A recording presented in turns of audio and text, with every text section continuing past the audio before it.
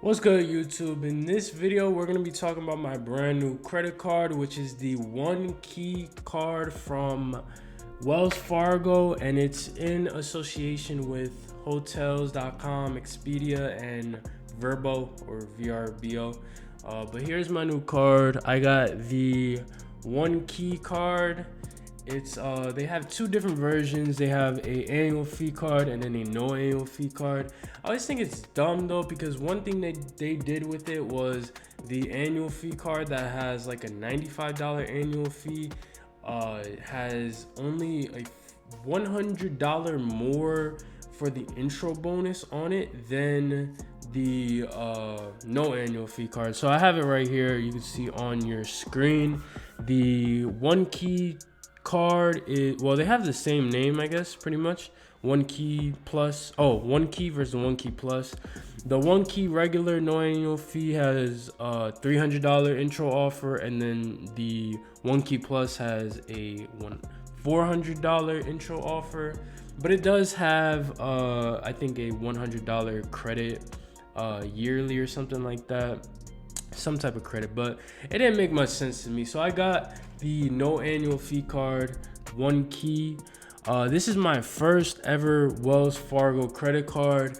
You know, if you know about credit cards, Wells Fargo doesn't have the best selection of credit cards, so that's why I never, dealt with them early. But now, I wanted to get some of their cards because, again, I've gotten most of what you can get from, the Chases, Amexes, Cities, etc. So this is my first Wells Fargo card. They've denied me a couple times. If you know, like they are pretty strict and stuff. They don't like, approving people, especially, people that got, a lot of cards and stuff like that. But I think this is a really solid card. One thing I always say with credit cards is if it has no annual fee, it doesn't really hurt to get the card. That does have some caveats, depending on stuff going on in your life, or if you're planning to get, certain credit cards from certain banks in the near future and stuff.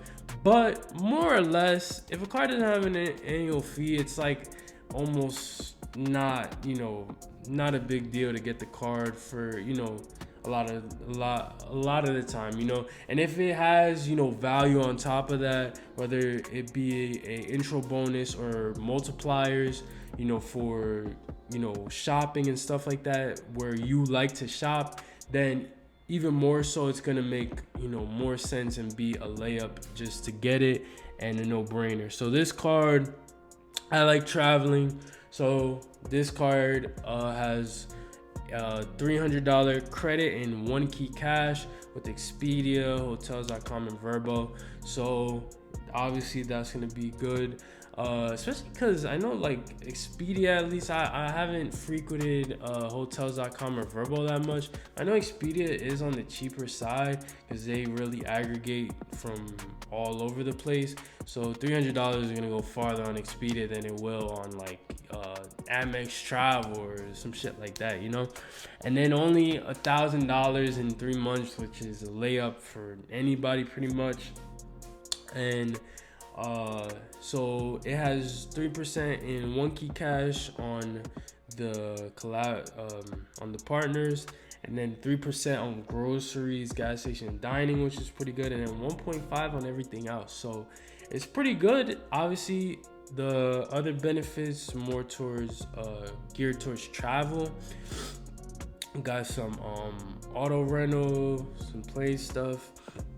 So I think this is a really solid card. But like I said, one of the big reasons I wanted to get this card was to get a card to have to establish a relationship with Wells Fargo, because I am planning on applying for at least one of their cards in the future going forward. So that was pretty much the reasoning why I got this card in the first place. It's actually, like I said, I think it is actually a really solid card. It is a pretty good card, especially on the travel side. Super solid because it has no annual fee. It has a low payment threshold for the annual or for the intro bonus, and then the intro bonus is pretty solid, and then the multipliers on top of that are good. So I think it is a solid card, but I got it out because I want to establish a relationship with Wells Fargo. I'm gonna put some good to decent spend on it, and try to go for one of their bigger travel cards in the future, because you know Wells Fargo's a little bit weird. So that's why I got this card. It's also, like I said, a very solid card. Depending on your position, I wouldn't recommend this card early in your credit card journey if you plan to get a lot of cards, or you know you have like 3+, 4+ credit cards that you want to get. You know, you want to do your Chase cards, your Amex cards. I wouldn't consider getting this at that time. Even though, again, Wells Fargo doesn't like, you know, people with a lot of cards for the most part, but it's not going to be better than some of those more obvious cards, the ISGs, the Hyatts, the, you know, United, Delta, etc.